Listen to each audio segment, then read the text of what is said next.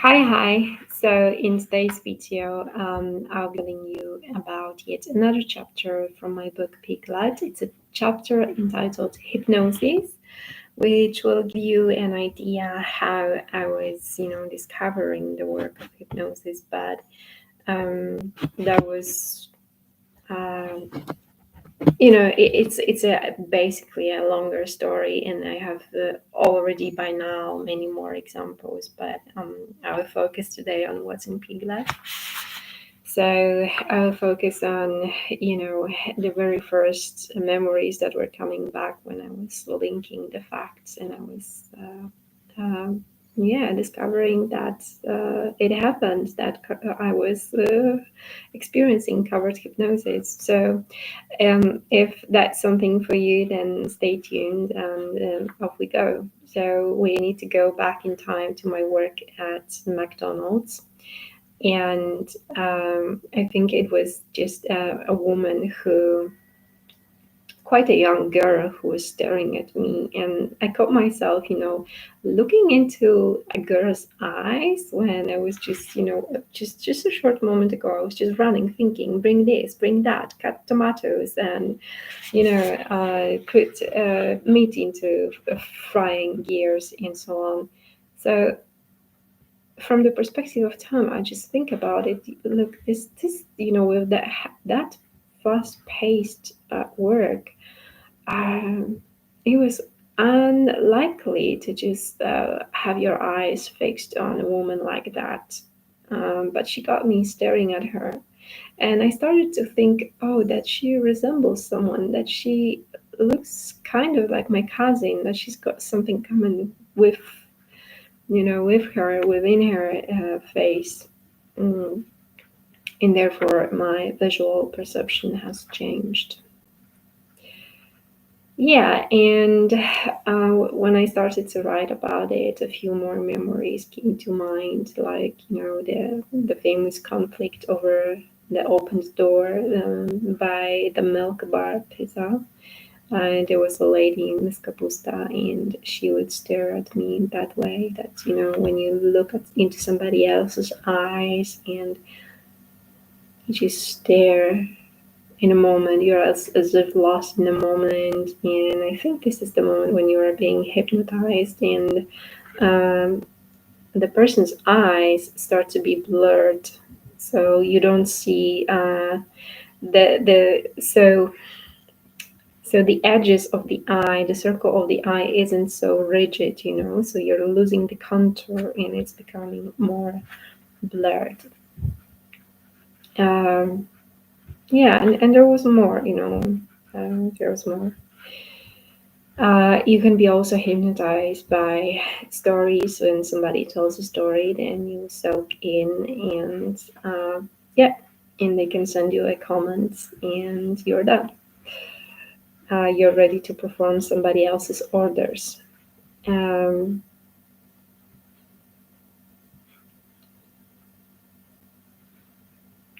so I'll just remind you of a few situations at McDonald's that got me kind of thinking, like the time when I was carrying the tray with meat and I just dropped it. But when I dropped it, I had this thought that it wasn't mine. Like, why did I do this?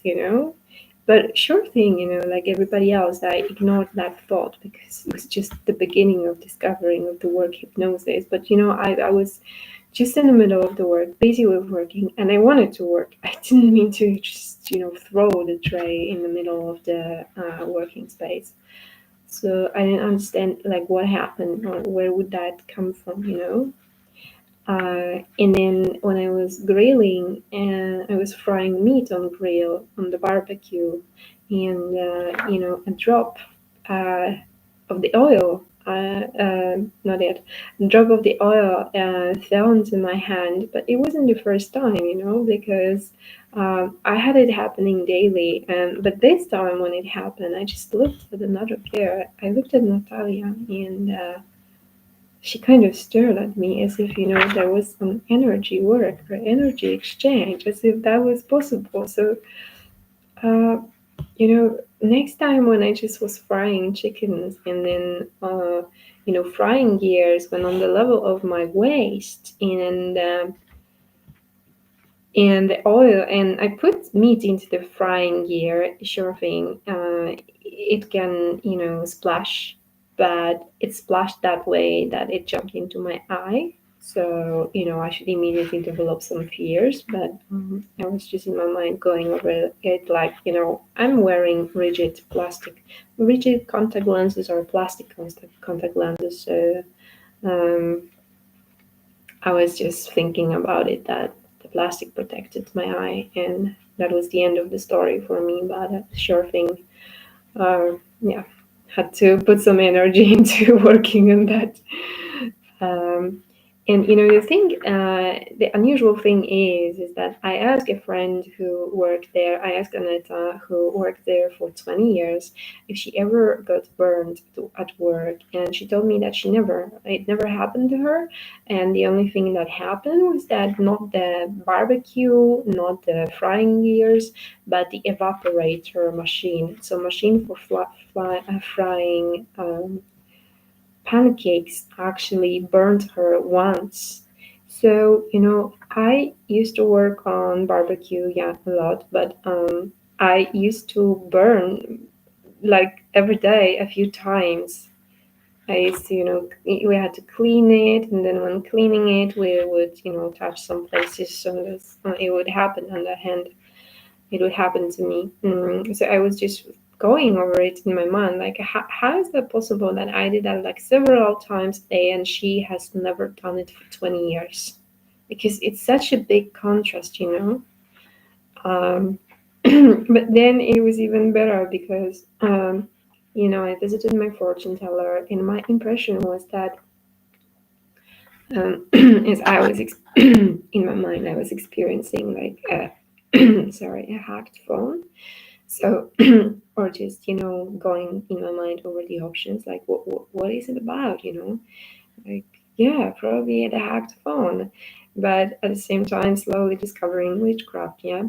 And when I visited my fortune teller, she seemed to be a little bit scared because she opened the window, she brought her phone on the table. That didn't make me feel comfortable. I didn't want to see any phones, and, you know, but we talked about babies. I remember with her, I talked about babies, and she was the one that had some issues here, So I was working on the cash desk, and I was selling Max food, McDonald's food, and I was thinking about, not having babies, and then my uterus started to ache, or but very, very strongly. And then later, I didn't have periods for, the usual amount of days, and then just use cranberries for that. And later, when I was selling a Happy Meal for a father and his daughter, I was just taking order and looking at the father, and I started to feel something on my lower arm, and I looked, like, what's that? Because it made me feel like dizzy, like having some, nausea, and when I looked at her, she immediately, like, was like off balance, like as if, caught on doing something, when in fact they were just standing, right? This is what you would say when looking at them, but she was standing and she was staring at my hand, and my hand started to ache. So I was like, oh my, you know but they ordered the Happy Meal, and then they sat by the table. And as I was thinking that this was probably about, evoking the goosebumps in me, the one of the symptoms I had when I got the infection from after sexual intercourse, and one of the symptoms that was very shameful for me, so and visible for others, right? So they sat by the table, and they basically just smiled beautifully at me. And next time I looked, they were already gone, and I started to feel better, So um, an idea occurred in my mind that they helped me, they healed me, but I don't think that was the idea. The idea was to change the judgment I made. Um, yeah, but the girl wasn't like, she was like 4 years old. She was a very small girl, so I was stunned. And and there were, of course, all the times games with references. And if I watched a video about evil eye and started to learn about, witchcraft and occultism, of course, not like extensively, but just to grasp the idea, what is it about? So I watched Heart Witch or Ivy the Occultist, Kellyanne Maddox. So I watched about Evil Eye, and yeah, and then later at work, I was selling hamburgers and other Max food at the drive-through, and the lady came with a car, and she just exposed one eye, and she stared with one eye at me, and not much really happened. She just stared, right? But I just had some symptoms like, having this burning eye, the feeling in my eye that it was aching, and I started to cry with one eye too. And, I think the example that was really, really stunning for me, and the example that also affected my biology and the way I functioned, uh, is the example from the old times when I was still a student and I lived in Steelwork district of Krakow, and I was renting a room from Miss Zosia, and I was going to work also. I was going to work, and I remember I couldn't walk. I had difficulties with going further, and I was scared. But I had just one thought on my mind, like I have to go to work, like I have to go to work. And this is very unusual because most of the time, in my experience of a working teacher, if I was overloaded, if I had lots of work to do and I couldn't keep the pace, then I would just, go to a doctor and pretend I was ill, and I would ask for a sick leave. So therefore, this is very unusual for me that in that moment I was like, I have to go, like I have to go, and yeah, and I managed to go to the bus stop, and then it was better, and then I could somehow walk without the feeling of having the movement strongly inhibited. Like it got me scared at that time, and back then I had no references or no idea, no links to connect it with the work of covert hypnosis, because I had no idea covert hypnosis existed. But today, when I look at all these examples of that would of energy work, of hypnosis work that would affect my biology and the way I functioned, um, I think this example from the past also fits here perfectly, and something really saved me. And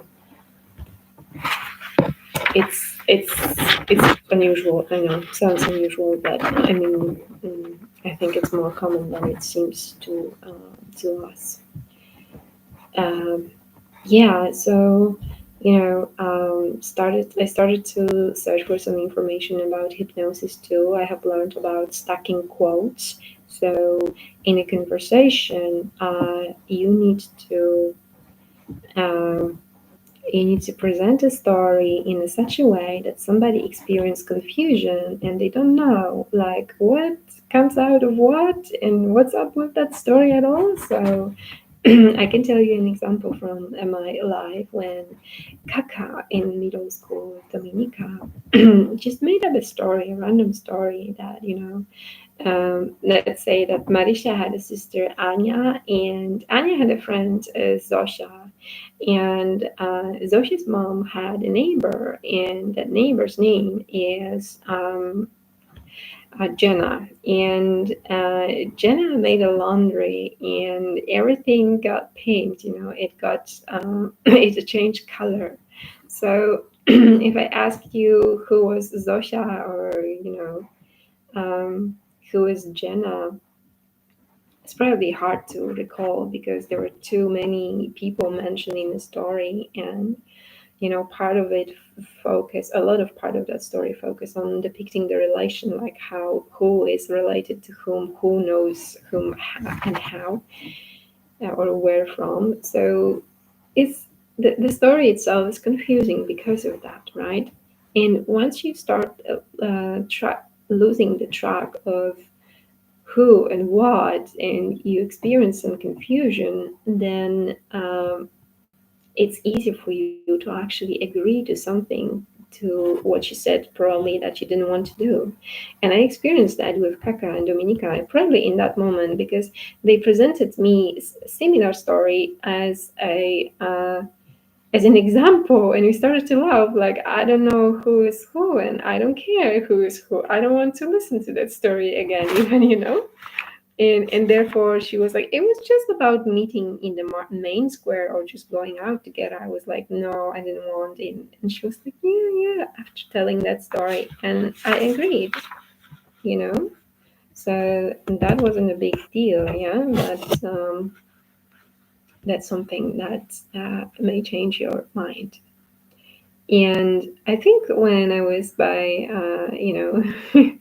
in Krakow during the festival, Jewish festival, where I would actually experience meeting a lot of gypsy people. So I think these were the gypsy with whom I had a conversation here. So, I have read a description of the website that there was gonna be a lecture entitled Image. So when I went to that lecture, I actually saw a film. So I asked a lady who was standing over there, and she looked like a person hosting the event, just taking care if everybody was in their place, or I don't know what she was doing, but she looked like a person working there from the staff. So she told me, this is a film. And I say, I know that. But I also said that, yeah, but I thought that it was supposed to be a lecture. So she said, come with me, because I don't know. And therefore I think, but you're in the room with the film. How can you not know? But yeah. and then we went to the entry door, and there we were standing where there were, okay, I don't know how to say that in English. So we were standing, three of us, and there was a lot of nodding, but this time they were nodding like in a short way, because I have already described it as different type of nodding, like, yeah, I'll show you once again later on. And I think this conversation was a little bit confusing too. So supposedly I have learned that, when you have a confusing conversation, it opens your subconscious mind, and it makes your subconscious mind more receptive to suggestion, to receiving orders from somebody else and actually agreeing and doing them, right? And there's one more thing I wanted to tell you about in this video. So if they want to,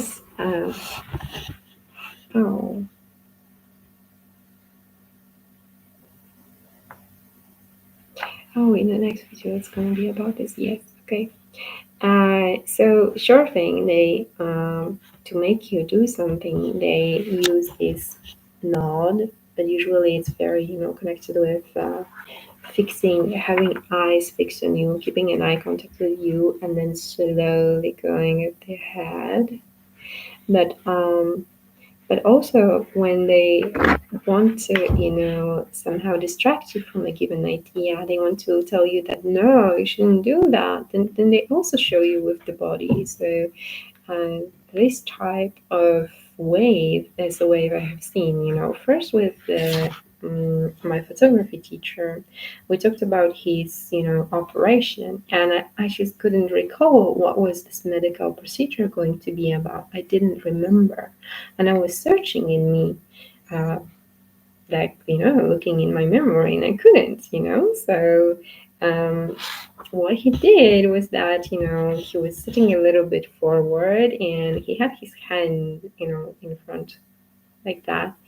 And he had my eyes keeping on that hand, and then he goes like, yeah, it doesn't. And then I say, um, matter. Yeah, I finished the sentence for him. Yeah. Um, and I had the same with Miss Zosha, who talks to me about her husband who died. I told you several times that first he broke one hip, then second hip, then he went to the hospital, and then when having a shower, he slipped and died. So I told her that he could still live, and she goes like, and first she made sure that I looked at her hand, and then because today I'm just trying not to show you my hands to the camera because fortune tellers used to read my hands. I'm sorry. So she really waited some time, like those 2-3 seconds, to have my eyes fixed on her hand, and then she goes like this. And I have to tell you that, and once she did that, the idea occurred in my mind, oh, that she doesn't want to talk about it, so I should probably change the topic. Yeah, and the longer I think about it, today 2 more examples came to mind. Like my grandma used to say, ah, and she used that gesture too. And my teacher from primary school, Ms. Gościminska, she would also use that. And even my friends who really liked this teacher Gościminska. So for me, it resembles a gesture that you do when you want to get rid of a fly, but they just do it differently. They don't do it like so quickly as I do. They just first they fix your eyes, and then they go down with that gesture. Um, yeah. Okay. So yeah, I think that it's in this video. So yeah, Amelia is for sale and Piglet is for sale. So if you want to buy my book or buy my course, then you can find all the information in the description of the film and on my website and my Facebook, Instagram accounts. So if you like this video, please like, share, and subscribe. And thanks for watching.